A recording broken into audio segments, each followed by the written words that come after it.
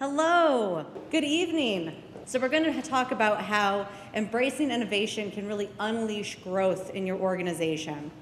And it's interesting, if you think about the last 18 years now, really the early 2000s, we had this just explosion of digital, right? Smartphones were invented, the concept of mobile apps, online video, I mean, that really all happened very recently in history. I call that the digital age. We were just exploring things in digital for the sake of exploring. No one knew what to do with a smartphone. You just bought it and figured it out. We all downloaded every single app that came out because you didn't know what you needed it for. We just did it. And what we found is nowadays we actually have some really significant challenges, I think in culture, but also in the workplace. You've got the stigmatization of this word digital. I don't know how many people feel that way in their organizations. The word digital actually is a really hot we'll call it a buzzword, but it's a really touchy word. This idea of systems integration. Systems are now human systems and the relationships we have with each other, as well as digital systems. And how do you integrate this human system and the digital systems that you currently have? Because there's a lot offline, and now there's a lot online. And then data capture. A lot of organizations still have a ton of data that exists in the relationships that we have with each other. And in HR organizations, how do you capture that and do analytics on it when it's a conversation? How do you digitize that data capture? And then in the same frame, how do you capture data that is online in a way that's organized and you can do something with within the scope of business? So these are pretty significant challenges. And the reality is the solution is going to be in something I call the human-centric shift. And it's the idea that the world has actually changed in a reaction to this digital age. And we as individuals are starting to embrace three cultural trends that are emerging all together at once, and they're actually global. This idea of authenticity, transparency, and simplicity. We see transparency in the idea of open supply chains. You've heard of the company Everlane, this idea of radical transparency. We want to know everything going on from A to Z. Corporations are now reporting their different sustained efforts because we want to know what you do, not, maybe not be driving profit for your organization, but what you're giving back to the world.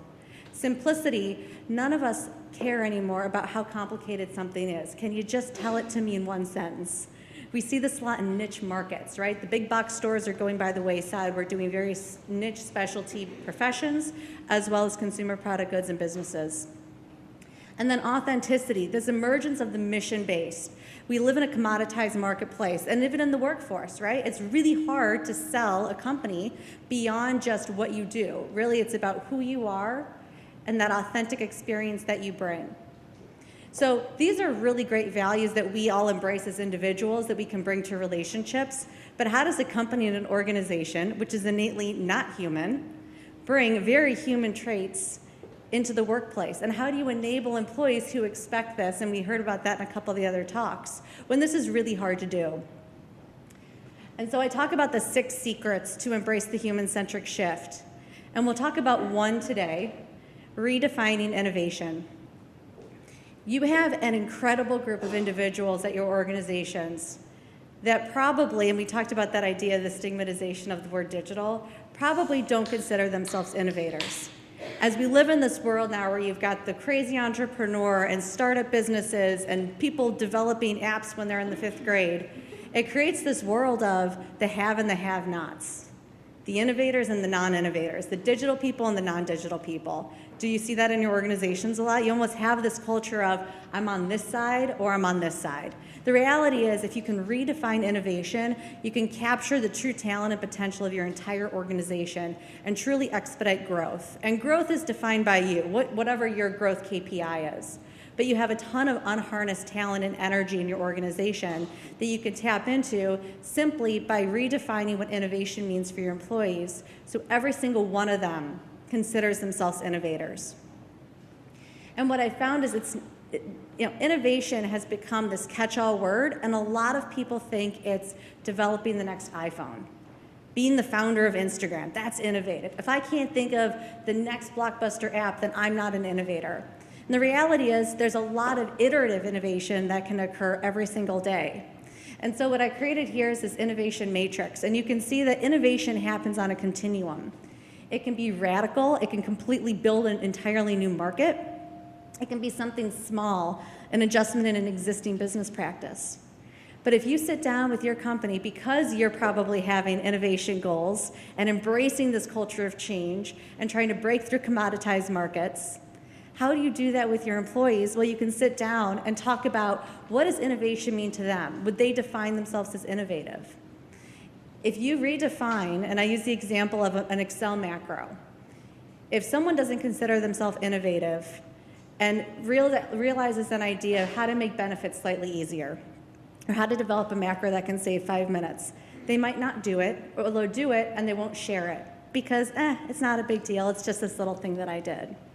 But if that's innovation, and that aligns with a corporate goal and a corporate mission, and they can raise their hand and say, I did something innovative today, you can scale that 5-minute macro saver across the entire organization and actually measure time saved against the employee cost and actually create an immense amount of value.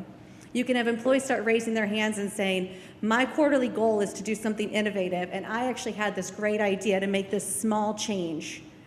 And then it becomes a part of the culture change. It becomes part of their identity. So redefining who you are and taking that idea of innovative and being an innovator and assigning it and helping everyone in your organization realize that you're going to sit anywhere on this matrix, but every single one of you is innovative, will harness the power of your team, re-inspire and reinvigorate them, and really put to use that talent that you've already spent a ton of money on to bring in-house. And that's going to help you break through the market. That's going to help your business go further. That's what's going to drive your ROI. And it becomes incredibly powerful. And so I challenge you all to embrace this idea of the human-centric shift. Find the power of the human beings inside your company and help them redefine themselves as innovators to drive your business forward. Thank you.